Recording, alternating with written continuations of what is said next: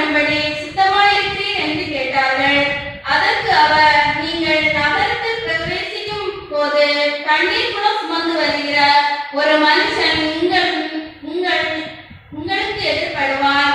நீங்கள் அவனுக்கு பின் சென்று அவன் போகும் வீட்டிற்குள் நீங்களும் போய் அந்த வீட்டெஜமானை நோக்கி, நான் என் சீஷரோடு கூட பஸ்காவை புசிக்கிறதற்கு தகுதியான இடம் எங்கே என்று போதகர் உம்மிடத்தில் கேட்க சொன்னார் என்று சொல்லுங்கள்.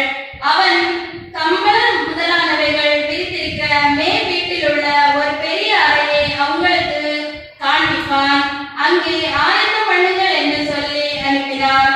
அவர்கள் போய் தங்களிடத்தில் அவர் சொன்னபடி கண்டு பஸ்காவை ஆயத்தம் பண்ணினார்கள் என்றார் என்பது வாசிப்பின்படியாக கொடுக்கப்பட்ட திருமறை பகுதி லூக்கா 22ஆம் அதிகாரம் வசனங்கள் 14 முதல் 22 வரை. வேளை வந்தபோது அவரும் அவருடனே கூட 12 அப்போஸ்தலரும் பங்கியிருந்தார்கள். அப்பொழுது அவர் அவர்களை நோக்கி, நான் பாடுபடுகிறதற்கு முன்னே உங்களுடனே கூட இந்த பஸ்காவை புசிக்க மிகவும் ஆசையாயிருக்கிறேன்.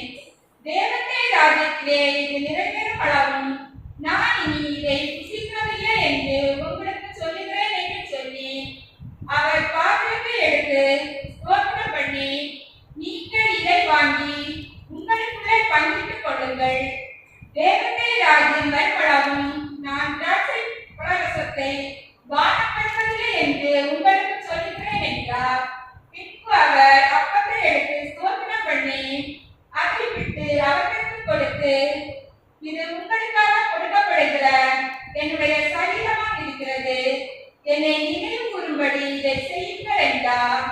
போஜனம் பண்ணின பின்பு அவர் அந்தபடியே பாத்திரத்தை கொடுத்து, இந்த பாத்திரம் உங்களுக்காக சிந்தப்படுகிற என்னுடைய இரத்தத்தில் ஆகிய புதிய உடன்படிக்கையாய் இருக்கிறது என்றார். பின்பு இதோ என்னை காட்டி கொடுக்கிறவனுடைய கை என்னுடனே கூட பந்தியில் இருக்கிறது. தீர்மானிக்கப்பட்டபடியே மனுஷனுமாறு போகிறார், ஆனாலும் அவரை காட்டி கொடுக்கிற மனுஷனுக்கு ஐயோ என்றார் என்பது லூக்கா 22ஆம் அதிகாரம் 39 முதல் 47 வசனங்கள். லூக்கா 22ஆம் அதிகாரம் 39 முதல் 47 வசனங்கள். பின்பு அவர் புறப்பட்டு மலைக்கு போனார். அவருடைய சீஷரும் அவரோட கூட போனார்கள். அவரிடத்தில் சேர்ந்த பொழுது அவர் அவர்களை நோக்கி, நீங்கள் சொல்லாதபடி ஜெபம் பண்ணுங்கள் என்று சொல்லி அவர்களை வெட்டி கல்லறையுடன் அப்புறம் போய் மனதால் வெளியிட்டு, பிதாவே, உமக்கு சித்தமானால் இந்த பாத்திரம் என்னை விட்டு நீங்கும்படி செய்யும். ஆயினும் என்னுடைய சித்தத்தின்படி அல்ல, உம்முடைய சித்தத்தின்படியே ஆகப்படாது என்று ஜெபம் பண்ணினார். அப்பொழுது வானத்திற்கு ஒரு தூதன் தோன்றி அவரை பலப்படுத்தினார். அவர் மிகவும் வியாகுலப்பட்டு அதிக ஊக்கத்தோடு ஜெபம் பண்ணினார். அவருடைய வேர்வை இரத்தத்தின் பெருந்துளிகளால் கரைந்து இருந்தது. அவர் ஜெபம் பண்ணி முடித்து எழுந்திருந்து தம்முடைய சீஷரிடத்தில் வந்து, அவர்கள் துக்கத்தினாலே நித்திரை பண்ணுகிறதை கண்டு, நீங்கள் நித்திரை பண்ணுகிறது என்ன? சோதனைக்குட்படாதபடிக்கு எழுந்திருந்து ஜெபம் பண்ணுங்கள் என்றார். அவர் அப்படி பேசுகையில் ஜனங்கள் கூட்டமாய் வந்தார்கள். அவர்களுக்கு முன்னே 12 ஒருவராகிய யூதாஸ் என்பவரும் வந்து இயேசுவை முத்தம் செய்யும்படி அவரிடத்தில் சேர்ந்தான் என்றார்கள். நம்முடைய பிதாவாகிய தேவனாலும் குமாரனாய் இயேசு கிறிஸ்துவினாலும் பரிசுத்த ஆவியினாலும் உங்களுக்கு கிருபையும் சமாதானமும் இந்த தவக்காலத்தின் பெரிய வியாழனன்று இரவு நேரத்தில் உண்டாவதாக. ஆண்டவராய் இயேசு கிறிஸ்து இந்த பூமியிலே வந்து தன்னை பாவிகளுக்காக ஒப்புக் கொடுக்கப்படுவதற்கு கடைசி இரவு இந்த இரவாய் காணப்படுகிறது. நாம் அநேக காரியங்களை சிலுவையின் தியான நாட்களில் தியானித்தோம். இன்றைக்கு முத்தாய்ப்பாக ஆண்டவர் கொடுத்த 3 கட்டளைகளை இந்த நாளிலே உங்கள் மத்தியிலே நான் வைக்கும்படியாக விரும்புகிறேன். முதலாவதாக நாம் வாசித்த பகுதியிலே ஆண்டவர் பஸ்காவை ஆயத்தம் பண்ணுங்கள் என்று சொல்லி லூக்கா 22ஆம் அதிகாரம் 8ஆம் வசனத்திலே சொல்லுகிறதை பார்க்க முடியும். வாசிக்கலாம். லூக்கா 22ஆம் அதிகாரம் 8ஆம் வசனம். அப்பொழுது அவர் பேதுருவையும் யோவானையும் அழைத்து, நாம் பஸ்காவை புசிக்கும்படிக்கு நீங்கள் போய் அதை நமக்கு ஆயத்தம் பண்ணுங்கள் என்று சொன்னார். இந்த 22ஆம் அதிகாரம் 1ஆம் வசனத்திலே சொல்லப்படுகிறது, பஸ்கா பண்டிகைக்கு ஆயத்தம் வரும்போது யூதாஸ் காரியோத்து பிரதான ஆசாரியரிடத்தில் போய் ஆண்டவருக்கு கூலி பேசுகிறான். பஸ்கா அன்றைக்கு ஆண்டவர் தன்னுடைய பிள்ளைகளிடத்திலே சொல்லுகிறார், இன்றைக்கு நீங்கள் பஸ்காவை ஆயத்தம் பண்ண வேண்டும்.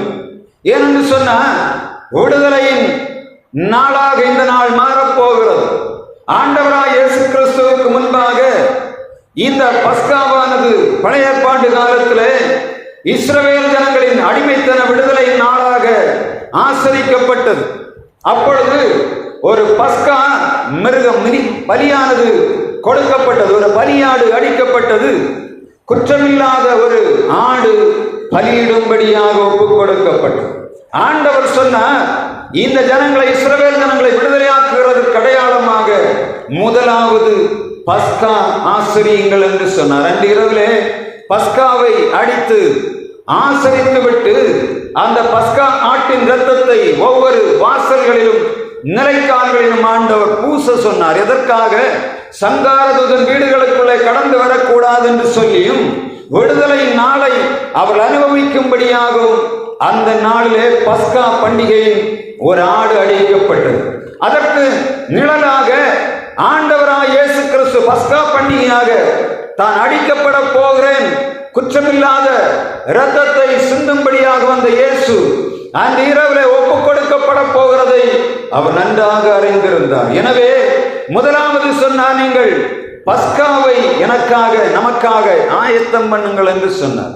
ரொம்ப கவனமா பார்க்கணும். ஆண்டவர் சொல்லுகிறார், நீங்கள் போகும்போது எப்படி ஆயத்தம் பண்ண வேண்டும் என்று கேட்கிறார். எங்கே ஆயத்தம் பண்ண வேண்டும்? அப்பொழுது இயேசு சொல்லுகிறார், நீங்கள் போகும்போது தண்ணீர் குடம் எடுத்து வருகிற ஒரு மனுஷன் உங்களுக்கு எதிர்ப்படுவான், அவன் பின்னாலே போங்கள், அவன் வீட்டிலே போய் அவனிடத்திலே சொல்லுங்கள், எங்கள் ஆண்டவர் பஸ்காவை ஆசரிக்க வேண்டும் என்று விரும்புகிறார், எங்கே வைக்க வேண்டும் என்று கேட்கிறார். எப்படி இருக்கு? ஆண்டவர் பஸ்காவை ஆசரிக்கும் முன்பாகவே சொல்லுகிறார், அங்கே ஒரு இடம் ஆயத்தமாக்கப்பட்டிருக்கு. நாம் வாசிக்கிறோம், மேல் வீட்டறையிலே கம்பளம் விரிக்கப்பட்ட நல்ல அழகாக உருவாக்கப்பட்ட ஒரு விஸ்தாரமான அறையிலே ஆண்டவர் பஸ்காவை ஆசரிக்கும்படியாக 12 பேரோடு அங்கே போகிறார். முதலாவது ஆண்டவர் சொன்னார், பஸ்காவுக்கு ஆயத்தப்படுத்துங்கள். எதை ஆயத்தப்படுத்துங்கள்? எதை ஆயத்தப்படுத்தணும்? அறையை ஆயத்தப்படுத்த சொன்னார். அதற்கு ஒப்புமையாக தன்னை அவர் ஒப்புக் கொடுக்கும்படியாக போகிறார். இங்கே மேல் வீட்டறையிலே முதலாவது ஆண்டவர் சொன்னார், எனக்காக பஸ்காவை நீங்கள் நமக்காக ஆயத்தப்படுத்துங்கள் என்று சொன்னார். இரண்டாவதாக ஆண்டவருடைய வார்த்தை சொல்லுகிறது, லூக்கா 22ஆம் அதிகாரம் 19ஆம் வசனத்தில் சொல்லப்படுகிறது, நீங்கள் என்னை நினைவு கூறும்படி இதை செய்யுங்கள். முதலாவது ஆண்டவர் ஆயத்தப்படுத்த சொன்னார். பஸ்கா பண்டிகைக்காக, பஸ்கா பலியாடாக ஒப்புக் கொடுக்கப்பட போகிற ஆண்டவர் தன்னை கொண்டு கொடுக்கும்படியாக வருகிறார். இங்கே மிக முக்கியமாக கவனிக்கணும், சீடர்கள் உட்கார்ந்து விட்டார்கள், பந்தி இருக்கிறார்கள். இப்பொழுது ஆண்டவர் வந்து முதலாவது செய்கிற வேலை அவர்களோடு சேர்ந்து சொல்லும் போது நீங்க பார்த்தா தெரியும், ஆண்டவர் சொல்லுகிறார், அந்த அதிகாரத்தில் ஆண்டவர் மிக தெளிவாக சொல்லுகிறார், இந்த தன்னுடைய சரீரத்தை தான் ஒப்புக் கொடுக்கும்படியாக இங்க வருகிறதை பார்க்க முடியும். அந்த பழைய ஏற்பாட்டு காலத்திலே இஸ்ரவேலர்கள் விடுதலை ஆகிற நாளிலே ஒரு பஸ்கா ஆடானது தன்னுடைய சரீரத்தையும் இரத்தத்தையும் ஒப்புக் கொடுத்தது.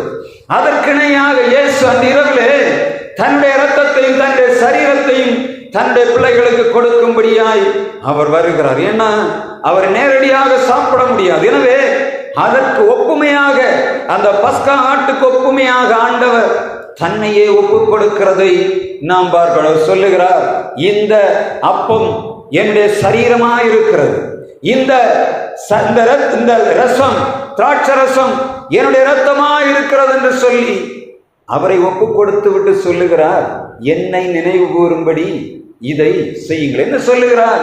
இனிமேல் நான் வருவேன். எப்பொழுது? பிதாவின் ராஜ்யத்திலே நான் வரும்போது உங்களோடு சேர்ந்து நான் நவமாக திராட்சை பழரசத்தை அருந்துவேன். அதற்கு முன்பாக அருந்த மாட்டேன். எதை நினைவு கூறணும்? ஆண்டவருடைய வருகை ஒன்று இருக்கிறது என்பதை நினைவு கூறணும். இன்றைக்கு நான் அடிக்கப்பட போகிறேன், ஆனால் ஆண்டவர் சொல்லுகிறார், இதை நீங்கள் நினைவில் வைத்திருக்க வேண்டும். எதற்காக?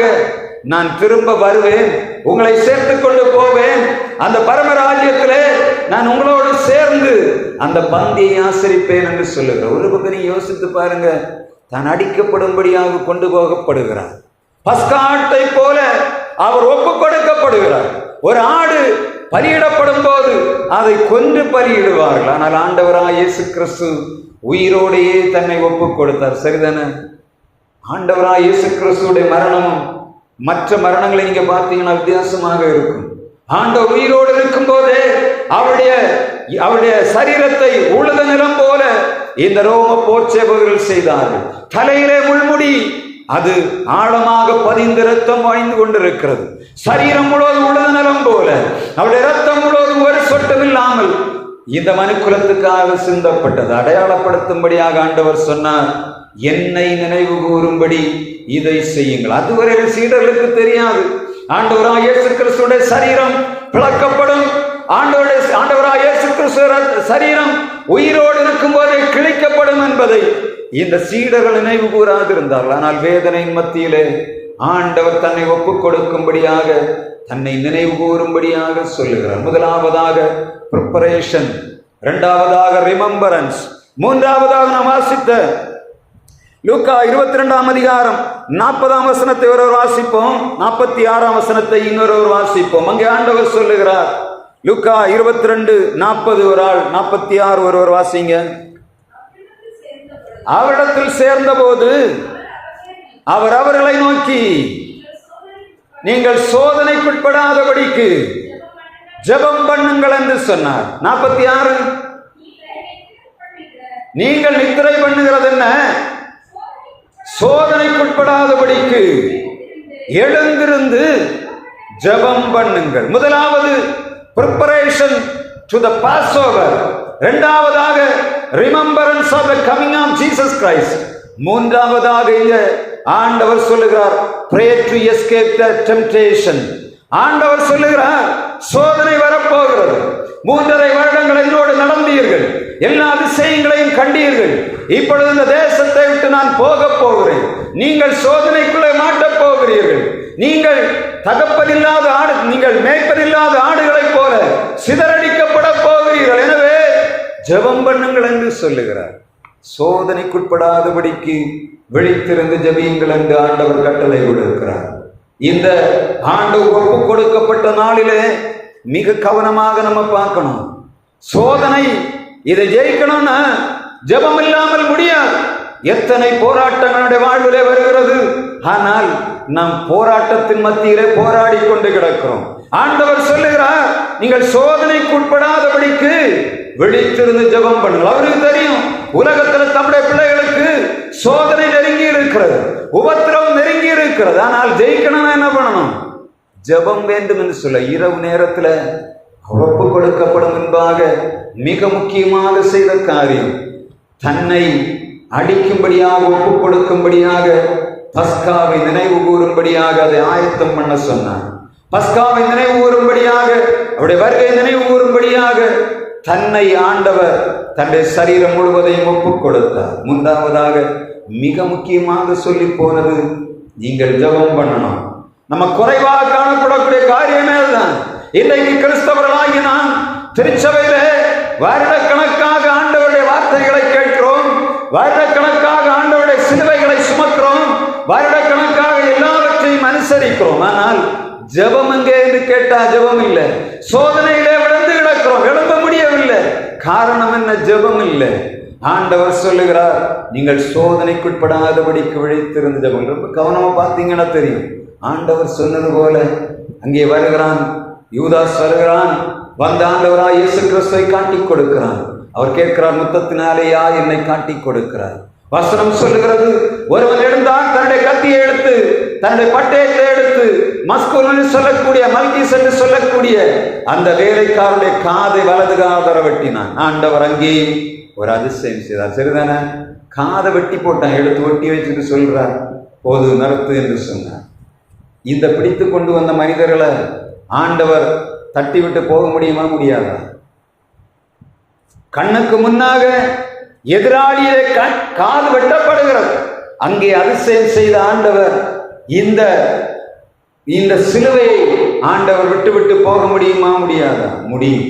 அவர் சொல்லுகிறார், வசனம் சொல்லுகிறது, அவர் கெத்செமனேயில் போய் உட்கார்ந்து இரத்த உயர்வை நிலத்தில் விட அவர் கேட்டுக்கொண்டார், பிதாவே, இந்த பாத்திரம் என்னை விட்டு நீங்க கூடுமானால் நீங்கும்படி செய்யும், ஆனாலும் என்னுடைய சுத்தம் அல்ல. அவருடைய மரணத்திலே அவர் நினைக்கிறார், தான் படப்போற பாடு அவருடைய கண்களுக்கு முன்னாக இருக்கிறது. ஒரே அடியாக வெட்டப்படுவதில்லை, அவர் அணுவணுவாக சித்திரவை அனுபவிக்கும்படியாக சூழ்நிலை உருவாகிறது. ஆண்டவருடைய மரணத்தின் திகில் அவரை வாட்டிக் கொண்டிருக்கிறது. ஆண்டவர் சொல்லுகிற, ஆண்டவரே, தாங்க முடியாது, இவர்கள் என்னை அடிப்பார்கள், இவர்கள் உதைப்பார்கள், இவர்கள் என்னை துப்புவார்கள், எல்லா காரியத்தை செய்வார்கள், என் சரீரத்திலே தாங்குவதற்கு பலன் வேண்டும் என்று சொல்லி ஆண்டவர் கேட்கும்போது எவ்வளவு வேதனையோடு அவர் செய்திருப்பார் தெரியுமா? இரத்தத்தின் வேர்வையானது இரத்தத்தின் பெருந்துளிகளாக அவருடைய சரீரத்திலிருந்து வெளியே விழுந்தது. எல்லா நரம்புகளும் வெடித்து சிதறினது. இயேசு அவ்வளவு வேதனைப்பட்டவராக நின்று கொண்டிருக்கிறார். ஒன்றும் செய்ய தெரியவில்லை. வசனம் சொல்லுகிறது, தேவதூதன் வருவன் வந்து அவரை தேற்றினான் என்று வேதம் சொல்லுகிறார். அவரை தேற்றும்படியாக தேவதூதனை ஆண்டவர் அனுப்பியிருந்தார். கடைசி நேரத்தில் ஒப்புக் கொடுக்கப்பட வேண்டியது. ஆண்டவராகிய இயேசு கிறிஸ்து சொல்லுகிறார், இந்த பாத்திரம் என்னை விட்டு நீங்க கூடுமானால் நீங்கும்படி செய்யும் என்று சொல்லிவிட்டு தன்னை ஒப்புக் கொடுத்து விட்டுத்தான் அவர் தன்னை ஒப்புக் கொடுக்கும் போது சீடத்தில் சொல்லுகிறார், எல்லா சீடர்களும் ஓடி போனார்கள், ஒருவன் ஆண்டவரோடு கூட வந்தான். ஆண்டவர் சொன்னார், சீமோனை பார்த்து, சீமோனே, சீமோனே, இன்றைக்கு கோழி கூவும் என்பாய், சேவல் கூவும் என்பாக நீ என்னை 3 முறை மறுதலிப்பாய் என்று சொன்னார். அதை போல 3 முறையும் மறுதலித்தான். என்ன பண்ணார்கள்? 3 பேரையும் தான் கூட்டிட்டு போனார். யோவானையும் பேதுருவையும் இவங்க 3 பேரையும் கூட்டிக் கொண்டு போய் தனியாக உட்கார்ந்து ஜெபம் பண்ணினார். அந்த 3 பேருமே என்ன பண்ணாங்க? இந்த சோதனையில இருக்க முடியவில்லை. வசனம் சொல்லுகிறது, இயேசுவை முதல்ல தெரியாது என்று சொன்னான், 2வது அவரை தெரியவே தெரியாது என்று சொன்னான், 3வது அவரை சபிக்கவும் சத்தியம் பண்ணவும் தொடங்கினான். எவ்வளவு மோசமான மனிதன் பாருங்க! மனம் கசந்து அழுகிறான். சேவல் கூகும்போது மனம் கசந்து அழுகிறவனாயிருந்தான். இரவுலே இந்த நாள் நம் ஆண்டவருடைய பெரிய வியாழன், ஆண்டவரின் இரவு ஒப்பு கொடுக்கப்படுகிற நாள். உங்களுக்காகவும் எனக்காகவும் ஆண்டவர் அடிக்கப்பட்டார். நாம் எவ்வளவு பாவம் செய்வோம், எவ்வளவு அக்கிரமம் செய்வோம், எவ்வளவு மீறுதல்களை சுமந்து கொண்டு போவோம். நமக்காக ஒரு குற்றமில்லாத ஆடு அது அடிக்கப்பட்டது. அதை நினைவு கூறும்படியான நாள் இது. ஏதோ விருதாவாக நாம் இந்த நாளிலே கூடவில்லை. அவருடைய இரத்தத்தையும் அவருடைய சரீரத்தை நாம் பானம் பண்ணும்படியாக ஆண்டவர் இந்த நாளையும் நமக்கு தந்திருக்கிறோம். நம்முடைய வாழ்க்கை மாற்றப்பட வேண்டும். உலகத்திலே மற்ற மனிதர்களைப் போல வாழும்படியாக ஆண்டவர் நம்மை தெரிந்து கொள்ளவில்லை. ஜெபம் பண்ணாவிட்டால் நம்ம சோதனை ஜெயிக்கவே முடியாது. சோதனைகள், விதவிதமான சோதனைகள் வருகிறது. நாம் எழும்ப முடியாத காரணமே சோதனைகள் தான். இந்த சோதனை நாம் ஜெயம் பெற வேண்டும் என்று சொன்னார். திருச்சபையாக ஜெபிக்கணும். தனி மனித வாழ்விலே ஜெபம் உருவாகணும். சோதனைக்குட்படாதபடிக்கு அதிகாலையில் எழுந்து 1 மணி நேரமாவது ஜெபியுங்க. இரவிலே ஆண்டவர் ஜெபிக்க சொன்னார். ஆனால் நம்முடையாவிட்டால் அதிகாலையில் எழுந்து ஜெபிப்போம். இந்த வருடத்தில் நம்முடைய திருச்சபையானது எல்லாவற்றிலும் சோதனைகளை ஜெயித்து எழும்பும்படியாக ஆண்டவர் சித்தமுள்ளவராய் இருக்கிறார். இந்த நாளில் உங்களுக்கு ஆண்டவர் இருக்கிற செய்தி, நீங்கள் உங்களை ஆயத்தப்படுத்த வேண்டும். ஆண்டவர் தன்னை ஆயத்தப்படுத்தினார். 2வதாக ஆண்டவர் தன்னுடைய சரீரத்தை நமக்காக ஒப்புக் கொடுத்தார். 3வதாக நாம் ஜெபிக்க வேண்டும் என்று சொல்லக்கூடிய கட்டளையை கொடுத்து விட்டு போனார். இயேசு எப்பொழுதுமே மாதிரியாக இந்த உலகத்திலே வாழ்ந்தார். நாம் ஆண்டவருக்கு சாட்சிகளாய், அவருக்கு மாதிரிகளாய் வாழுவோம். ஆண்டவர் தொடர்ந்து நம்மை ஆசீர்வாதத்துக்கு நேராக நடத்துவாராக. நம்ம எழுந்து நின்று ஒரு பாடலை பாடும்போது ஆண்டவருக்கு என்று காணிக்கை செலுத்துவோம். அதன் முன்பாக நாம் திருவிருந்தாராதனைக்கு நேராக கடந்து போகலாம். நம்முடைய பாடல் புஸ்தகத்திலே